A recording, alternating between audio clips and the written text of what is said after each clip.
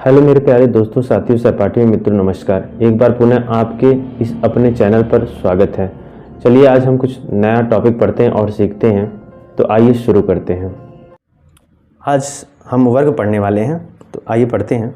अब वर्ग को इंग्लिश में स्क्वायर कहते हैं, ये तो आप सभी जानते हैं।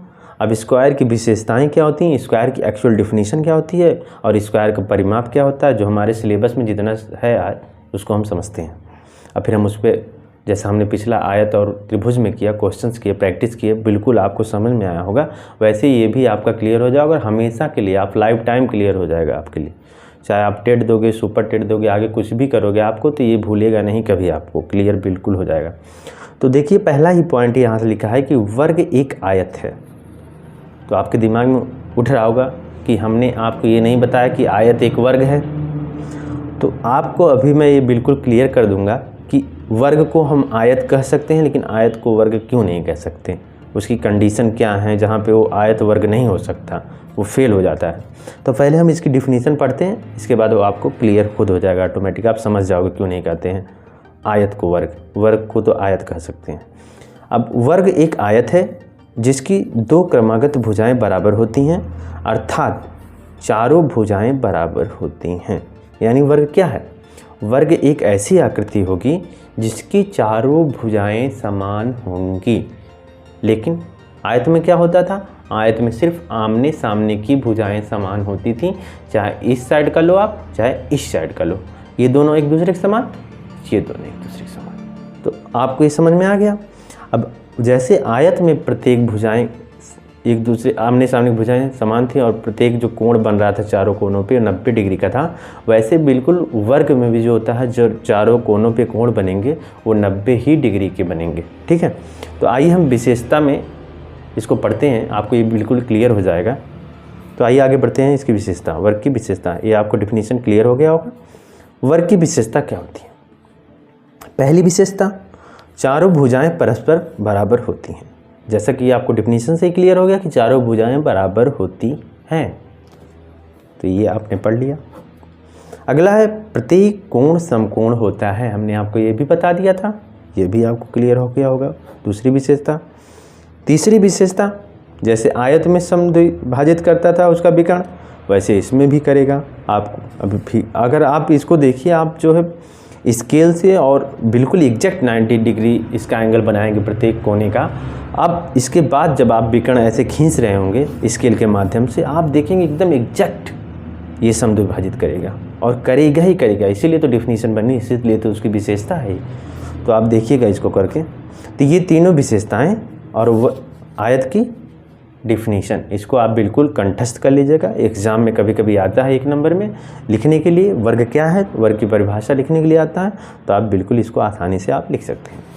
ठीक है, तो आगे हम बढ़ते हैं। ये आपको क्लियर हुआ होगा यहाँ तक। आगे वर्ग का परिमाप, जैसे हमने और त्रिभुज आयत का परिमाप पढ़ा था, वैसे हम आज वर्ग का भी परिमाप पढ़ लेते हैं, क्योंकि हमने आपको पीछे भी वीडियो में बताया है कि ये चैप्टर परिमिति एक चैप्टर हमारा दिया गया हुआ है, तो क्यों ना उसको हम स्क्वायर के थ्योरीज के साथ ही कंप्लीट कर लें और यहीं पे हमने क्वेश्चन पे प्रैक्टिस कर लेंगे, तो ये हमारी दोनों चैप्टर्स क्लियर हो जाएंगे यहीं पे।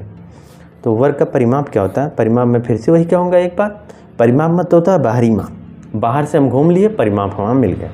अब यहाँ से आप घूमना चालू करिए। अगर हम इसको मान लें ए है, ये हमारा बी है, ये सी है, ये डी है, तो आप यहाँ से घूमना चालू करिए। 2a मिला, 3a मिला, 4a मिला, 4 बार a मिला, यहाँ तक ख़त्म हुआ। यानी a 4a मिला आपको। तो वही देखिए a plus a plus a plus a 4a, 1a 2a 3a 4a हो गया। अब 4a किसको दिखा रहा है? भुजा को दिखा रहा है इसके।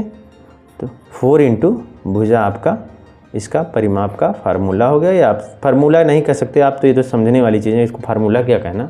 आपने इसको घुमा चारों तरफ और 4 गुणे ये भुजा निकल के आ गया, तो आप वही फार्मूला कर लीजिए, या तो वही होता ही है, समझ लीजिए, जैसे भी आप समझ लीजिए। अब हम इसके कुछ क्वेश्चंस को प्रैक्टिस कर लेते हैं, आपको बिल्कुल ही क्लियर हो जाएगा।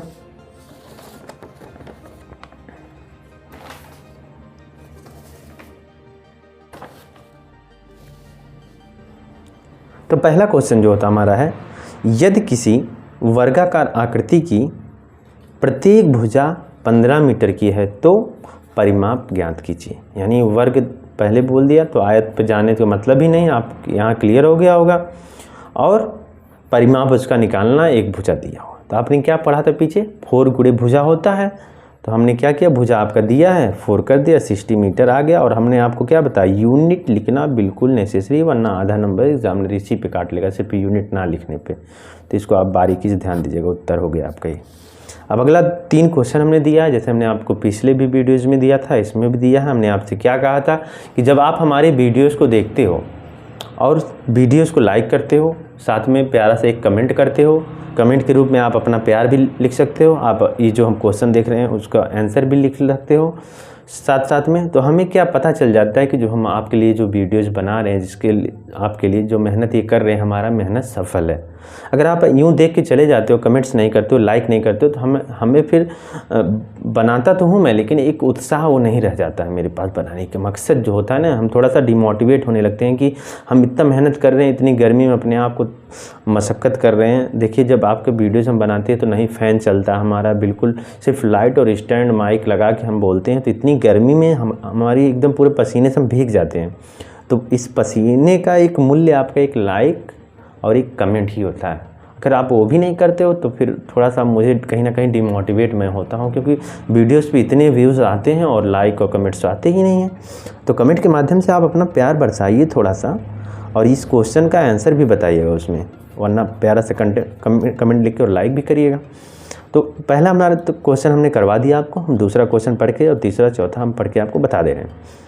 तो दूसरा क्वेश्चन है, वर्ग की प्रत्येक भुजा होती है। ये डेफिनेशन के माध्यम से हमने आपको बताया था, विशेषता भी लिखवाया था। अब ये बताइएगा, बराबर होती है, असमान होती है, असमांतर होती है, या इनमें से कोई नहीं। इसमें से कौन सा ऑप्शन सही है, ये आपके ऊपर है, आप बताइएगा कमेंट बॉक्स में। आगे है, यदि किसी वर्गाकार आकृति का एक परिमाप 680 मीटर है तो उस वर्ग की प्रत्येक भुजा की लंबाई होगी। ये भी क्वेश्चन बिल्कुल आसान है। परिमाप आपको दिया हुआ है, प्रत्येक भुजा निकालनी है। प्रत्येक भुजा का कोई मतलब कोई एक भुजा आप बता दोगे तो वर्ग में प्रत्येक भुजा तो उतना ही होती है, तो आप ये भी कर लोगे। आगे, एक पार्क है जिसकी चारों भुजाएं बराबर हैं, जिसका माप इतना है, तो पार्क का परिमाप ज्ञात कीजिए। अब इसमें भी वर्ग है कि आयत है, आप समझ के इसको भी लगाएगा। आशा करता हूँ आपको तीनों क्वेश्चन समझ में आ गया होगा, और बिल्कुल ही बेसिक से बिल्कुल हमने आपको एकदम अच्छे तरीके से समझाया है। आशा करता हूँ आपको ये तीनों क्वेश्चन भी आप लगा लोगे, और प्यारे से कमेंट्स में आप एक कमेंट भी करोगे और वीडियो को लाइक भी करोगे। अगर जिस भी मित्र का आप ये सब्जेक्ट कमज़ोर है मैथ, आप इस वीडियो को उसके साथ शेयर भी करोगे, ये आपका कर्तव्य है। ठीक है, एक स्टूडेंट होने के नाते ये आपका कर्तव्य है कि आप जो अपने साथियों को, अपने मित्रों को, खासकर जो हमारी भावी अध्यापिकाएं हैं, उनको मैथ में बहुत प्रॉब्लम्स होती हैं, उनको बहुत डर लगती है, तो उनके साथ भी आप अपने कॉलेज के ग्रुप में शेयर करिएगा, जिससे उनको भी सहूलियत मिले कि ये टॉपिक्स अगर वो पढ़ लेंगे, जितनी बारीकी से मैं इन चीज़ों को पढ़ा रहा हूँ, चाहे वो त्रिभुज हुआ, चाहे वर्ग हो रहा है, चाहे आयत हुआ, इतनी बारीकी से मैंने पढ़ाए हैं इसको, उनको बिल्कुल कंठस्थ हो जाएगा और एकदम क्लियर हो जाएगा हमेशा हमेशा के लिए। चाहे इतना मैथ से उनका जो डर है वो बिल्कुल ख़त्म हो जाएगा। तो आपको ये क्लियर हो गया। तो मित्रों, आप अपने कमेंट्स के माध्यम से ज़रूर बताएं कि आज टॉपिक जो हमने पढ़ाई है आपको वो कैसा लगा। चलिए यहीं पे आज हम वीडियो को समाप्त करते हैं। नमस्कार, जय हिंद, जय भारत।